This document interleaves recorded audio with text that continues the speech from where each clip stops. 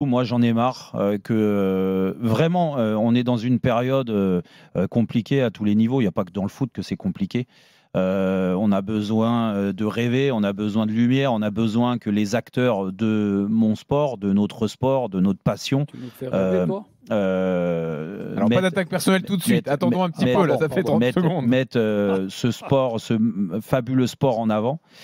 Que l'image, ça interpelle pas peut-être ceux qui jouent aujourd'hui au football ou qui représentent le football, et Francaise en fait partie, que l'image du foot est un peu ternie sur les dernières années, d'autant plus avec ce manque de proximité des joueurs de plus en plus, ou même des encadrements qui sont dans une bulle qui est aujourd'hui quasiment inaccessible si tu fais pas partie de cette fameuse famille du football. Donc ça, c'est pas normal. Et moi et d'autres qui sommes passionnés, on est passé par là. On a eu la chance de vivre beaucoup d'années dans le foot de haut niveau, mais pas que, parce qu'on on a tous fait partie du foot amateur au départ, pour la simple bonne raison, c'est qu'on ne regardait pas le portefeuille, on regardait la passion et ce qui nous faisait avancer. Le problème, c'est que ce genre d'interview, il n'y a aucune passion qui ressort. Au contraire, c'est que des problèmes psychologiques, problèmes mentaux, problèmes d'accumulation de matchs, comment appréhender des séances d'entraînement pour un entraîneur comme Francaise. Donc, il vient nous expliquer, mais moi, il ne va pas me la faire à l'envers. Ou je vais te dire, nous, les anciens, il ne va pas nous la faire à l'envers. Le problème, c'est que tu en as toujours comme Pascal, qui vont défendre ce genre de discours. Alors, où est-ce qu'il te l'a fait à l'envers, là? Parce que m'expliquer, alors que j'ai passé, Jean-Louis, j'ai pris ma retraite dans le monde du foot en 2014, d'accord? Donc depuis très jeune, j'étais dans le foot. J'ai passé 30 ans quasiment quotidiennement à être dans le foot tout le temps.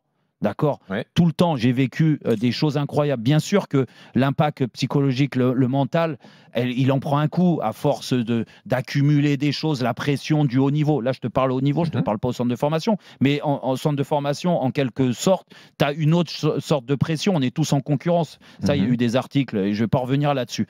Mais j'ai passé 30 ans.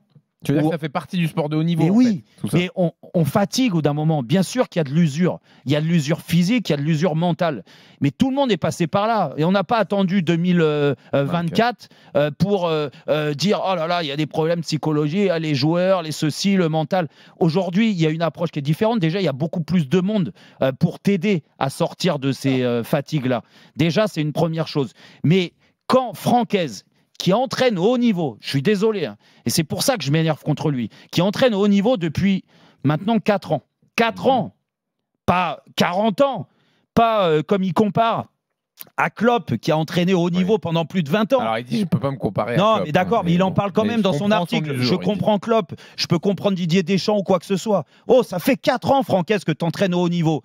Il y a le coaching de haut niveau d'un entraîneur, il a sauvé sa carrière, Francaise. Il n'a jamais atteint ce niveau-là en tant que joueur. Donc c'est très bien. Ouais. C'est très bien.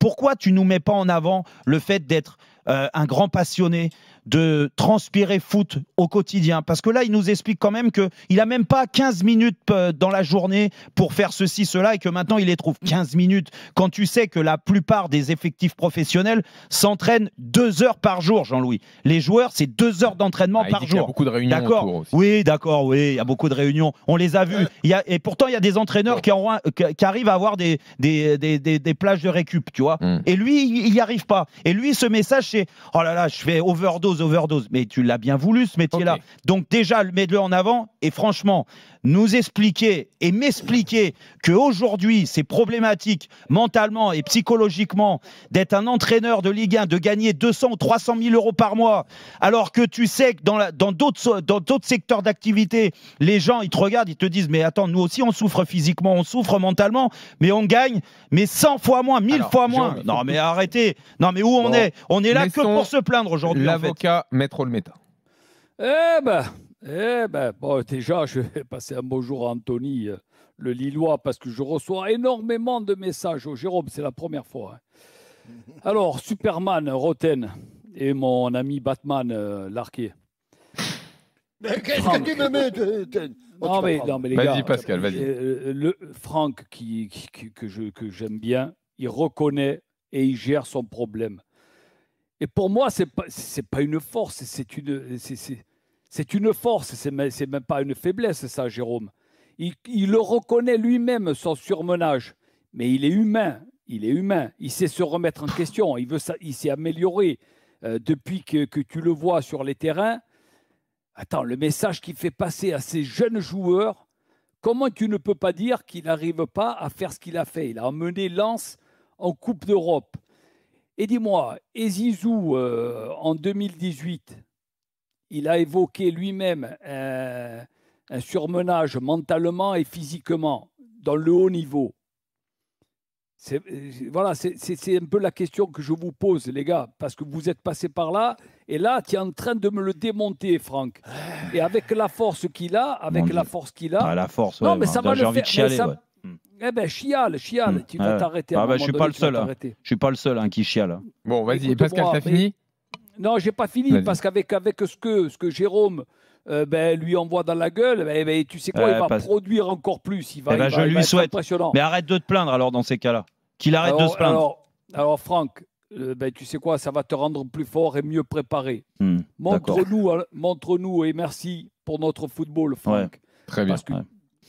Parce que il n'y a plus rien à dire. Là, tu me l'as tué. Non, je ne l'ai pas tué. C'est que j'en ai marre qu'ils se plaignent, les gens. Non, mais il s'est attaqué au discours, tu sais quoi, Jérôme. tu sais quoi, prenez un étranger. Comme ça, tu pourras rien dire. Allez-y. Va donner des cours de sport et gagne 2000 € par mois et tu verras. Ou 1500 € par mois. Je le ferai. S'il faut, non, je parle à Franquet, je ne parle pas à toi. Jean-Michel, est-ce que tu es plutôt comme Jérôme ou comme Pascal?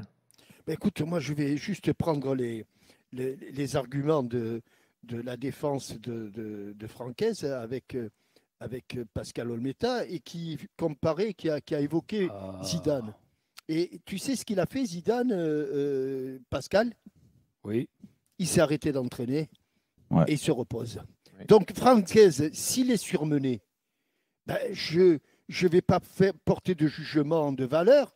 S'il est surmené, Francaise, il fait comme Zidane. Il arrête et il prend des vacances. Voilà, c'est aussi simple que ça.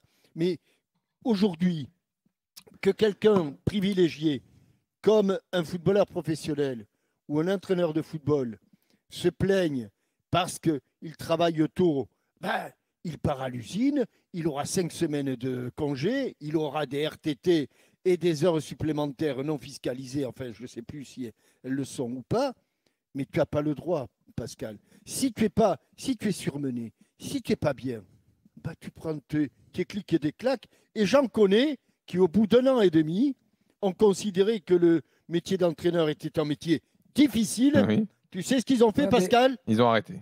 Ils sont mis à commenter les matchs. Ils ont tourné la page et ils ont commenté les matchs. Voilà. C'est quand même beaucoup plus facile. Allez, donc, on en reste là. On n'a pas le temps, malheureusement, Pascal. Arrêtons les représentants de Kleenex. Voilà, merci. Allez, victoire de Jérôme.